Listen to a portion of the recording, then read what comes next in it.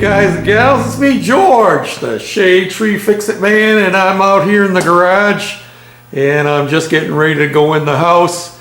I've been out here puttering today, and actually I was out here yesterday for, oh no, not yesterday, Saturday, 2 or 3 hours. Today's Monday.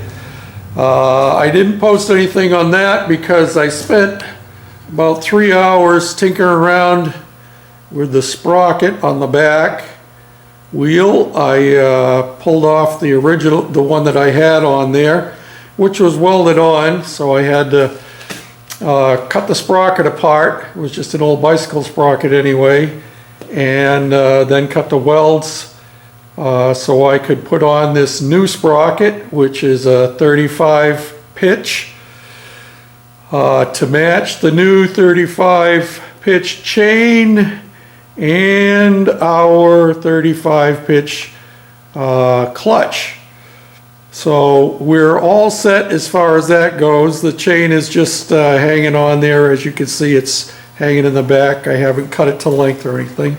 See if I can get you in here close enough. I am tinkering with my idler, and the way this is going to work, you notice I'm using a Craftsman wrench there, and it's going to get welded to this nut that's hanging on here, and then I have another nut that has a sleeve pressed into it that's going to get welded into the other end. So we're going to have a nut welded into each end of this, and then this is going to come down here. See if I can do this now. And it will actually pivot on the frame back in here like this, and it'll be set up so you can read the Craftsman logo, and this will be back right about there, something like that. I have to work on how to support the inside of the wheels, and I have a couple ideas in mind for that, but I haven't finalized it yet. So yeah, I've been tinkering with that. That's one of the lighter things I was tinkering with. And you'll notice that I have my throttle linkage off. I'm redoing that. It's going to be the same setup basically, but I'm changing the rod so I can have chrome ends on both ends. And I'm also using a little bit heavier duty rod so I don't have so much slop. Now let me back you up. This motor normally has this baffle on there to direct the air around it, but I'm not going to put it on. The reason being is we don't need this for this bike. The only reason for that baffle is on lawnmowers, there's not enough speed through the air for enough dissipation for the air from the fins. But you'll notice on motorcycles, oftentimes there is no shrouding at all on those fins, and that's because you very rarely leave your motorcycle idling for long at all, and most of the time you're going down the road and you have plenty of airflow through there. So I can't take the shroud off the other side, which I'll show you when I get around there, but I am going to leave it off on this side, give it a little more of a motorcycle look to it. And once I get my chain set up finalized, I think this is going to be going on over the sprocket like that. I have to make up some mounts for it, but that'll be a sprocket cover just to keep any legs out of it. There's no problem with the chain back there at all because your legs are coming up over, and really this isn't too much of a problem either, but just to be on the safe side, we'll put this on here, and it'll give it a little bit more of a motorcycle feel. You know, they have covers over their sprockets and clutches and all that stuff. So yep, that'll go on there. And let me take you around to the other side. Okay, now you can see the other side of the motor, and not any of this cover is bolted on. It's just sitting there for mock-up purposes so you can see what it's going to look like. Just have one nut here, and one of the head bolts slid down through. I actually have a new head gasket coming for it. Hopefully it'll be here tomorrow or maybe Wednesday. I took the head off and I decided I didn't want to take a chance on reusing the old head gasket again. So that's why it's not bolted back in place permanently. Well, you can see we have our Gadget Bike decal right there in the middle. I had tried using the larger one and it didn't work out quite well, so that's okay. Let me tip you up just a little bit more so you can see more of what we're going to do with the gas tank. Here's the gas tank, and it has a Gadget Bike logo on it, and it's going to get mounted right about there. Okay, and our toolbox for the other side will get mounted in a similar place on the opposite side. And at the moment it doesn't have a logo on it. I'm deciding about that yet. But you can also see, as I slide you over here and tip you down, you can see we have our oil drain all in place. Let me get you down there. That's all set up and fully functioning. Yep, all polished up. And as we pan up, you'll see we have added one of these glass sediment bowl type filter elements to give it a little more vintage look.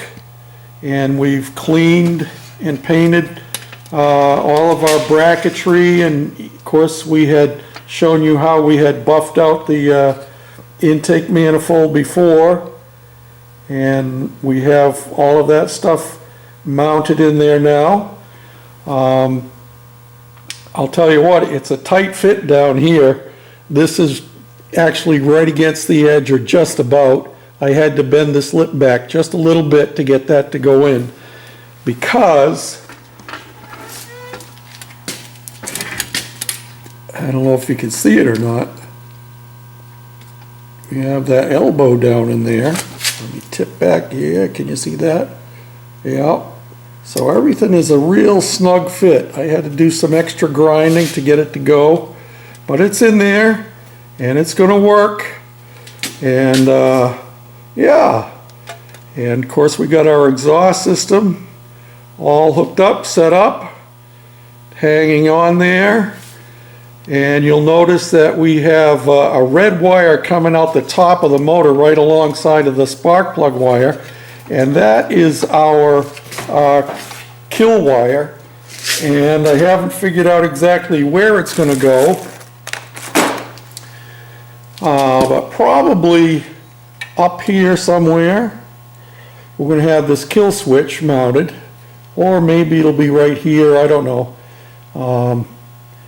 I'll figure that out. It might be incorporated in the bracketry for the gas tank even, so that this red wire will come up and hook into there. And all it is going to do is make and break a ground. That's all these wires here do, is it makes a ground to the ignition. That's what shuts it off. So we'll incorporate that in there. And what else have we got going on?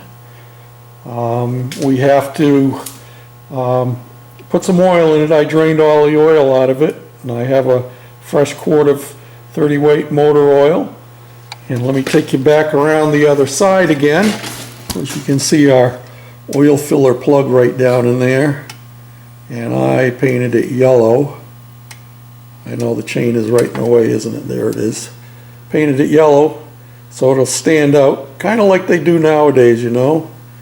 And of course you can see, I had told you before when we had all the parts laid out, that you don't hardly see that breather, the crankcase breather down in there, because it's behind the intake manifold. So yeah, so it's coming along, and maybe by the end of the week we'll have it together enough to take it for a test ride. How about that? Our temperatures today were up over 50 degrees, I believe, and they're calling for near 60 by the middle of the week. And here it is, what time is it? It's about 8:15, I think it is. Let's zoom in on that clock over there. See what it tells us. Yeah, 12 minutes past 8. Well, it's actually 12 minutes past 9 because I don't think I've reset the clock out here. Yeah, daylight savings time, you know. That's why my wife is calling me. So, and if we go over here and look up at our thermometer, you can see it's still over 40 degrees in here in the shop, probably about 42 degrees, something like that. So yeah, that's what I've been up to. Oh, one other thing I didn't point out to you, but we're not going to use the old kickstand that they had on this from OCC. We're going to use a traditional bicycle style kickstand. But look at that baby. That thing is all polished up. Yeah, how about them apples, huh? Yeah. It's all aluminum, and I spent some time cleaning it up and polishing it. Of course, when the bike's not on the stand, I have a jack stand in the back here. When it's not on the stand, this will drop down another inch. Let's see, this is going to kick up here, and it's totally out of the way of everything. And yeah, there we go. So that's another addition we have to our bike.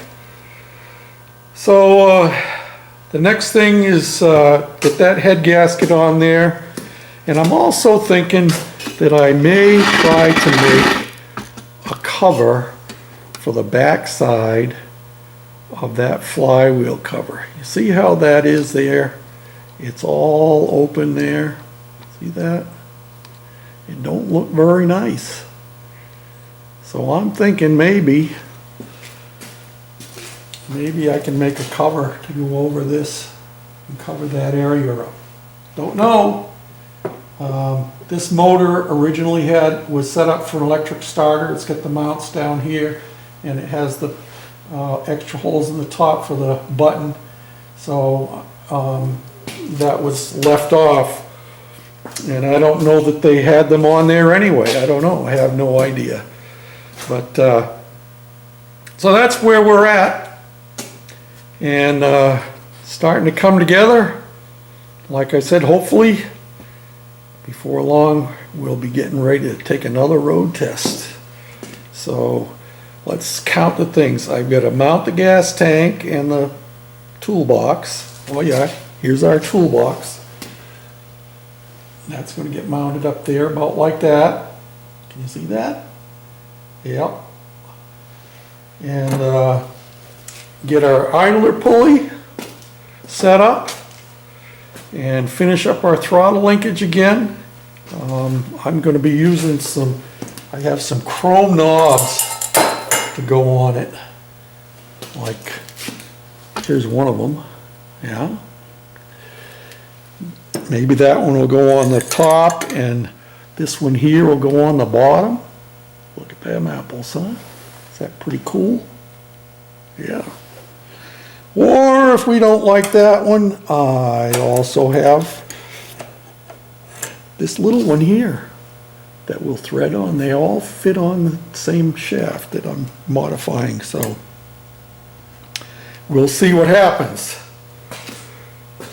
So until next time, this is George. Oh, wait.